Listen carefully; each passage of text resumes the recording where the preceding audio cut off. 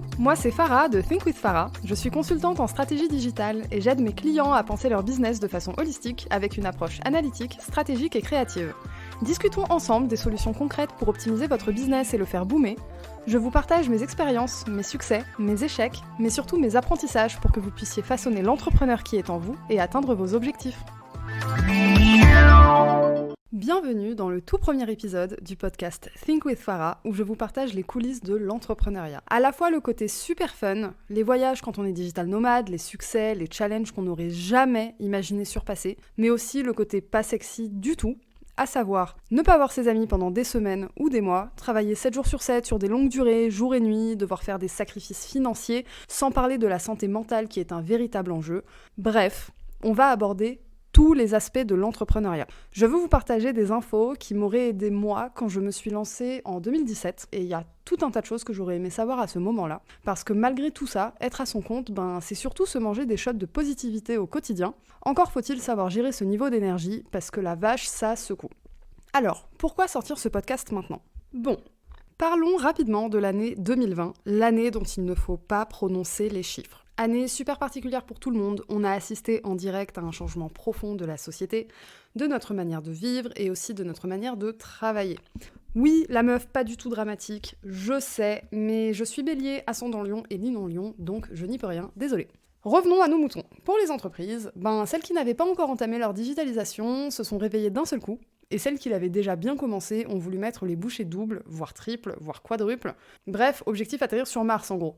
Du coup, avec mes confrères et consoeurs freelance, dans le digital, on s'est mangé un de ces rushs de bip, au point où j'ai travaillé 7 jours sur 7, non-stop depuis avril, sans même une demi-journée de pause, tellement il y avait du taf. Aujourd'hui, j'en ai tiré des leçons que j'aimerais partager avec vous, parce que bien que je sois super reconnaissante de tous les clients qui m'ont fait confiance depuis avril, de tout le chiffre d'affaires que j'ai pu générer sur la même période, etc., avec du recul, le mot d'ordre que j'ai en bouche là, c'est plus jamais ça. J'ai pris conscience de beaucoup de peurs que je traînais par rapport à mes business, au point où j'ai délaissé ma santé mentale et même physique. Il y a 2 semaines, par exemple, je me suis réveillée un matin avec une de ces crises d'urticaire, comme j'ai jamais eu de ma life. Au sens propre, j'ai jamais fait d'urticaire. Donc j'étais recouverte de partout, c'était terrible.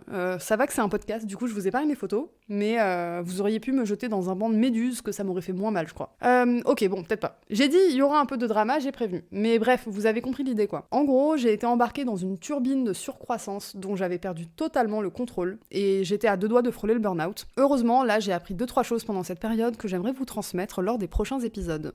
Avant de vous parler des prochains épisodes, je vais vous parler un peu de moi et de ma carrière, parce que c'est quand même l'objectif d'un épisode d'introduction. Alors, moi, j'ai fait une école de commerce, jusque-là rien de très original, mais après mes études, je me sentais pas du tout d'enchaîner directement sur un CDI. Mais alors pas du tout, je crois que ça me rendait malade. Du coup, comme toute personne normalement constituée, qu'est-ce que j'ai fait ? J'ai pris un aller simple pour Montréal. Me demandez pas pourquoi, y a absolument aucune explication rationnelle, ça s'est fait sur un coup de tête, je devais partir en vacances voir un pote et je me suis dit tiens, et si je revenais pas ? Et c'est ce qui s'est passé. Ça m'a pris 45 secondes pour demander mon PVT, le fameux visa pour aller travailler là-bas, je l'ai eu et puis quelques mois après je suis partie. Une fois sur place, j'avais toujours pas de plan, je savais pas quoi faire, j'avais installé Tinder à l'époque pour rencontrer du monde sur place. C'était la première fois que j'installais Tinder et à ma grande surprise, c'était pas mal pour se faire des amis et je me suis fait carrément un pote qui m'a mené à mon premier boulot sur place. C'est à Montréal que j'ai démarré ma carrière dans le digital. J'ai atterri dans une start-up en stratégie de réseaux sociaux. J'y ai passé quelques mois, c'était super intéressant et c'était vraiment start-up à l'américaine quoi.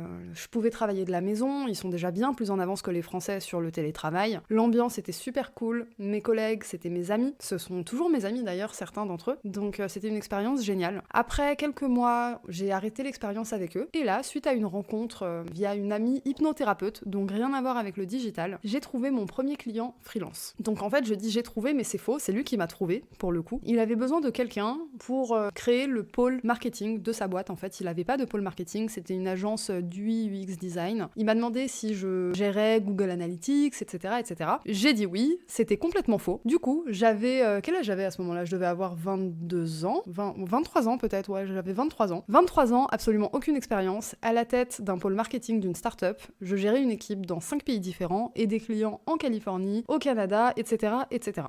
Inutile de dire que c'était super formateur, pour le coup. Très stressant, mais très formateur. Et du coup, pour la première fois, j'étais digital nomade, parce que j'ai dû rentrer en France ensuite pour des problèmes de santé. Et j'ai gardé le client. J'ai gardé le client plusieurs mois. Ensuite, la santé m'a rattrapée, donc j'ai dû mettre ma carrière sur pause. J'ai géré mes affaires personnelles pendant quelques mois, et puis ensuite, il était temps de me remettre au boulot. Alors là, j'étais de retour en France, je savais pas trop quoi faire de ma vie, honnêtement. Le CDI, ça me branchait toujours pas plus qu'à la fin de mes études, mais je me suis dit, en phase de transition, je vais peut-être aller regarder ce qui se passe, donc j'ai cherché du taf, etc. Ça m'a entièrement déprimée. Mais alors, quand je vous dis déprimée, le mot est faible. Et là, toujours suite à une rencontre, par hasard, je me suis retrouvée de nouveau à bosser avec une agence. C'était super sympa, j'ai appris énormément de choses, notamment la quasi-totalité de mon métier aujourd'hui, parce que je suis consultante en stratégie digitale et experte SEO en référencement naturel. Si vous ne savez pas ce que c'est se positionner gratuitement sur les moteurs de recherche. Donc j'ai bossé pendant 1 an avec cette agence. À la fin, le format de travailler en exclusivité avec une agence me convenait pas vraiment.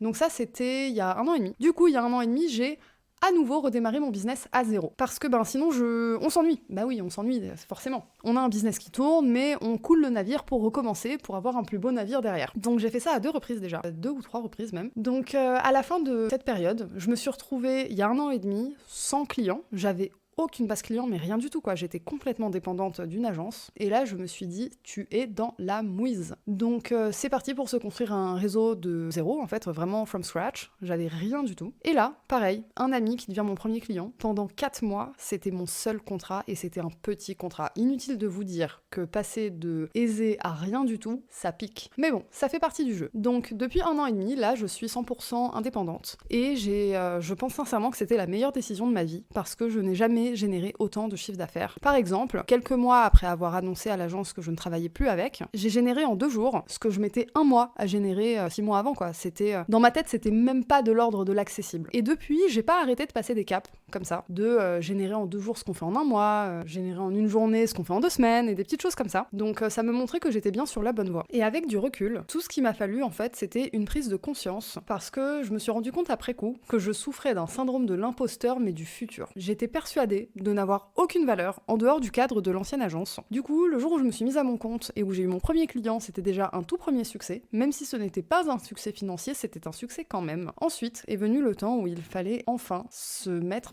sur une plateforme de freelance et afficher un TJM digne de freelance. Si je vous dis ce que je gagnais avant, c'est une honte. C'est vraiment une honte. Avec du recul, je me dis mais comment c'est possible qu'une agence paye des freelances comme ça? C'est scandaleux. Je me permets d'en parler aujourd'hui. J'imagine qu'il y a des freelances qui sont dans cette situation-là. Si c'est le cas, s'il vous plaît, sortez de ces schémas toxiques. On parle beaucoup de relations toxiques dans le privé, mais les relations toxiques, c'est aussi dans le monde professionnel. Vous apportez de la valeur à vos clients, ce n'est pas normal qu'ils ne vous payent pas à votre juste valeur. L'idée, c'est pas de facturer des 1000 et des 100.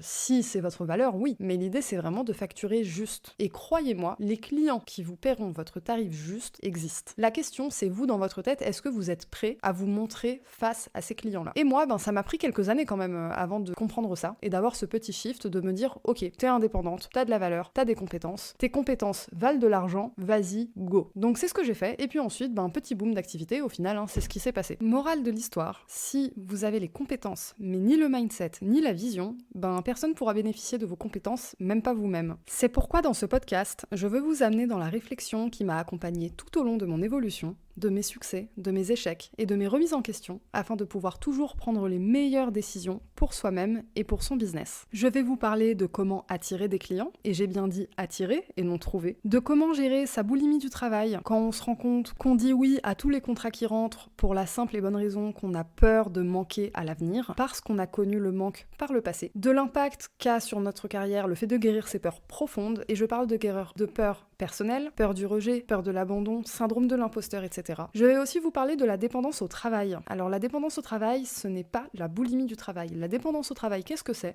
C'est quand on ne sait plus qui on est en dehors de notre travail. Bref, quand notre travail, notre business façonne notre identité entière. Ça, c'est quelque chose de très important parce qu'en tant qu'entrepreneur, votre business, c'est une partie très importante de votre vie quand même. Surtout quand gérer votre business, c'est viscéral. Vous êtes passionné, vous avez quelque chose à donner au monde. Donc c'est important de soigner cette dépendance au travail. Autre chose, c'est la gestion de la solitude. Quel grand sujet cette année quand tout le monde est resté coincé chez soi. Sauf que la solitude, c'est le quotidien des entrepreneurs depuis même avant cette année-là. Moi, je suis digital nomade depuis 2017 et je travaille seule et je fais tout toute seule depuis 2017. Donc j'ai eu quelques temps pour gérer ma solitude et apprendre à bien la vivre. Autre chose, c'est la gestion financière. La gestion financière, au-delà de où mettre son argent, comment investir, etc., je vais surtout vous parler de qu'est-ce qui change Quand on multiplie son chiffre d'affaires de manière conséquente, qu'est-ce que ça change sur son mindset, sur son lifestyle, sur ses objectifs de vie? Et finalement, est-ce que ça change grand-chose ou pas, au final, dépendant de vos objectifs business sur le long terme? Je vous ai partagé les grandes lignes des quelques épisodes qui vont suivre,